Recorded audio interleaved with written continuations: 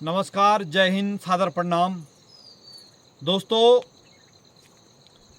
आज मैं अपने प्रदेश के जनपद के जितने भी युवा अग्निवीर कोटद्वार में अभ्यर्थी के तौर पे गए थे, जो सफल हुए हैं उनको शुभकामनाएं, जो असफल हुए हैं तो उनसे मैं करबद्ध निवेदन है मेरा कि दोस्तों, आप जो है इस प्रकार का कदम न उठाएं, कोई गलत कदम, जिससे कि आपके परिवार को, आपके गांव को, आपके क्षेत्र को कोई ऐसा सामना न करना पड़े।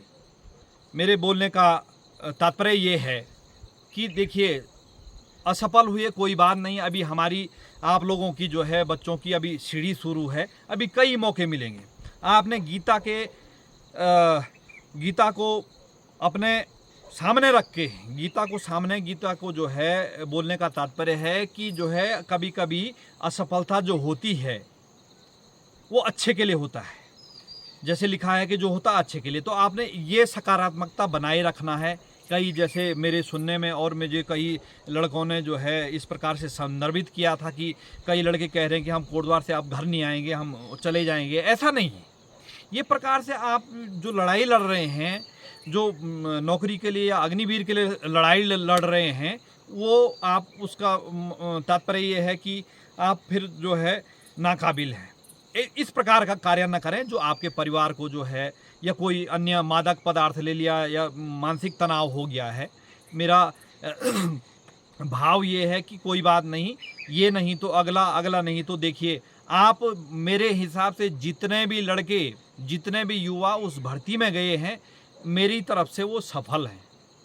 इसलिए सफल हैं कि क्योंकि आज मैं देखता हूँ हमारे पहाड़ के क्षेत्र में हर सड़क पे शाम के वक्त, सुबह के वक्त अपना जो है नींद हराम करके, आराम हराम करके जो है बच्चे मेहनत करते हैं।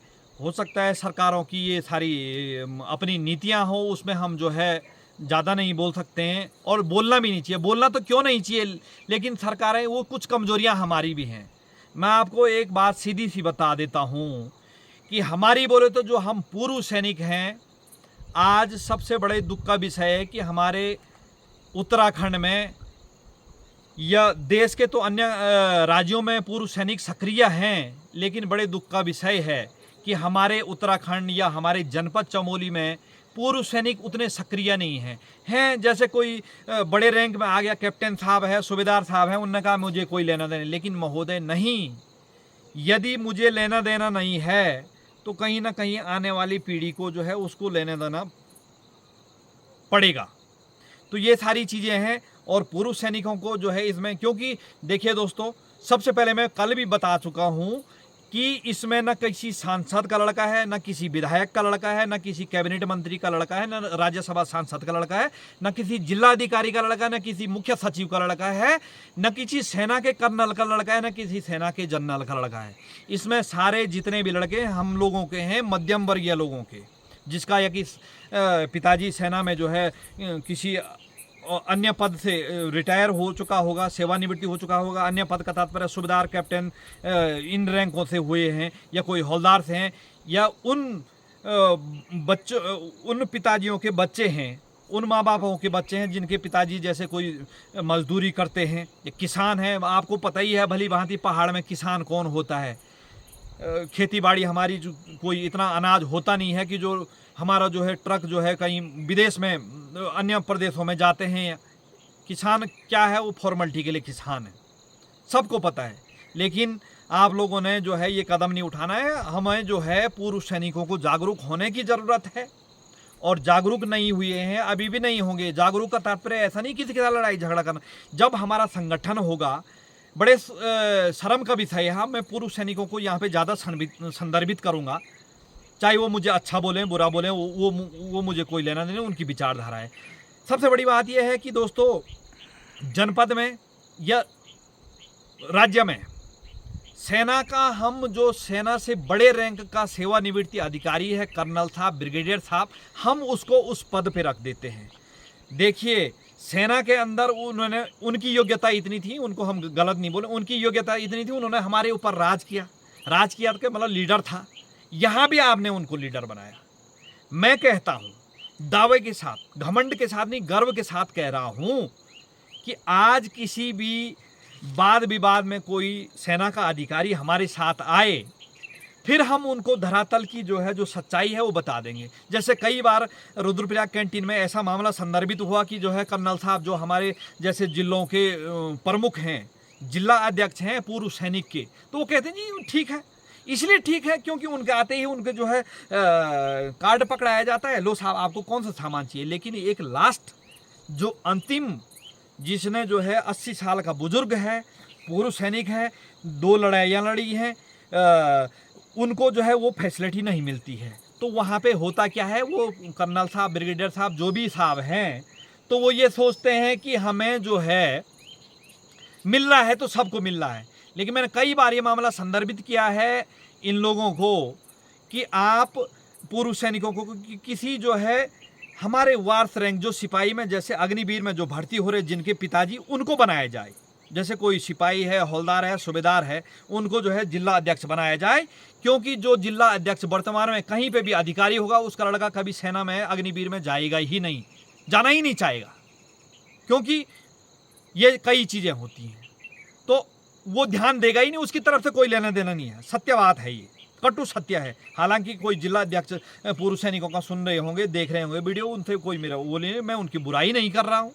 ये चीज़ें हैं, जब हम एक संगठन, मजबूत संगठन जिले में जो है पूर्व सैनिकों का बनेगा, उस पर मंथन होगा, उस पर यह है कि हमारे बच्चों को जो है, आजकल ये बरसात का सीजन आपने देखा होगा, बीच में आज और कल में जो है उस सड़क उधर जो है टूटा हुआ है, तो इस प्रकार से कई कठिनाइयों का सामना, हम उसको जो है रक्षा मंत्री तक जो है उस मुद्दे को पहुंचा सके। क्योंकि जब हमने कर्नल साहब को रखा तो वो अपने, क्योंकि उनके ऊपर आती नहीं है ना, क्योंकि साहब उनके लड़के थोड़ी जा रहे हैं अग्निवीर में। अग्निवीर में तो मेरे लड़के हैं या किसी हौलदार साहब के, किसी सूबेदार साहब के लड़के हैं।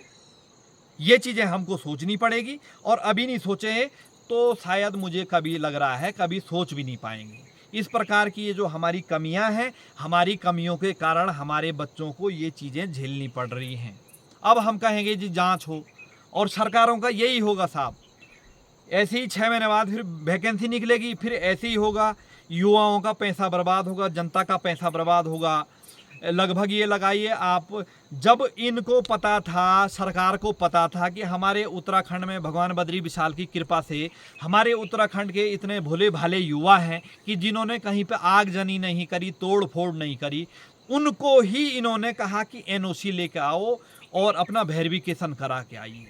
मैं कल भी बता चुका हूँ कि जो थराली, देवाल या गैरसैंण, मेलचोरी या जोशीमठ माणा से जो लड़का आया होगा, उसका कम से कम जो है 2 दिन का समय खराब हुआ है, कम से कम 2 से 3 हज़ार रुपया उसका बर्बाद हुआ है।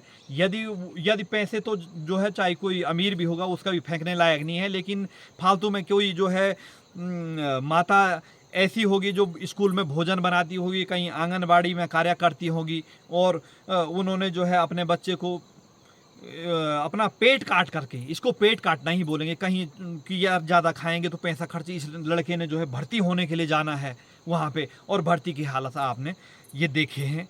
इसी प्रकार से हम ये देख रहे हैं कि कई हमारे पहाड़ में सारे गरीब ही होते हैं दोस्तों। हम इतने जो है नीचे हरियाणा, राजस्थान या उत्तर प्रदेश के किसानों की तरह नहीं हैं कि जो हमारे जो है कई एकड़ भूमियाँ हैं और हम इसी नौकरी पे जो है डिपेंड रहते हैं।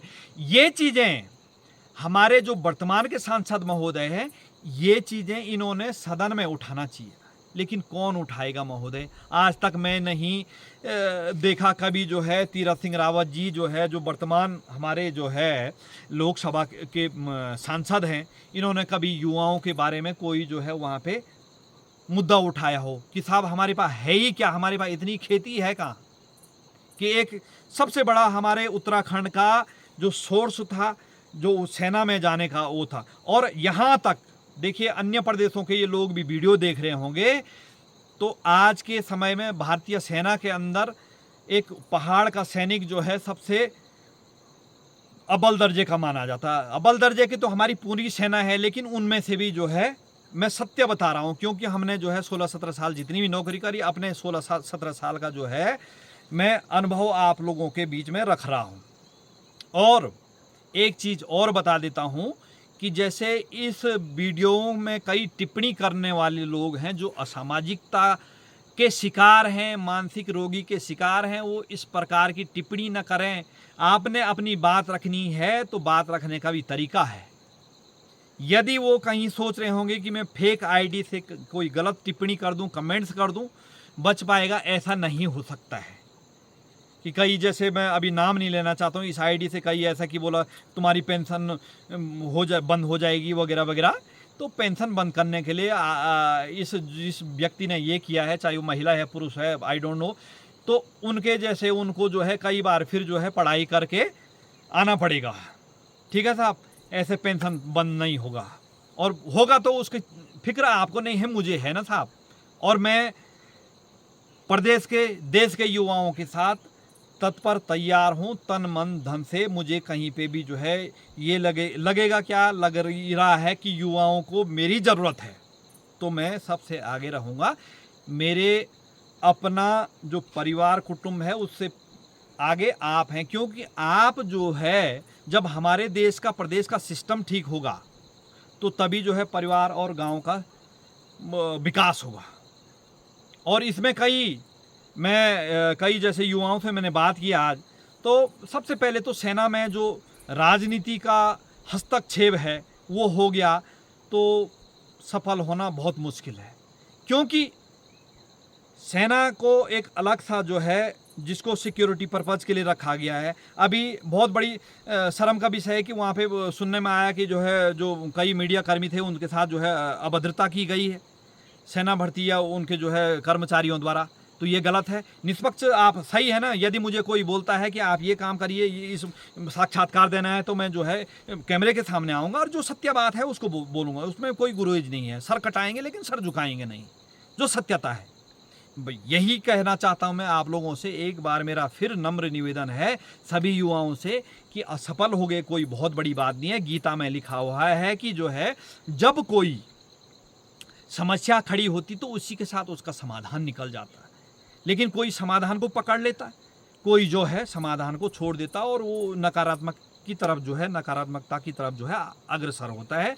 तो कृपा करके आप जो है कोई ऐसा कदम ना उठाएं कि अब हमारी ज़िंदगी तबाह हो गई है, अब ये हो गया है, अब वो हो गया। ऐसा कुछ नहीं है, क्योंकि आप देश का जो है भार आप जैसे युवकों के कंधों पे है।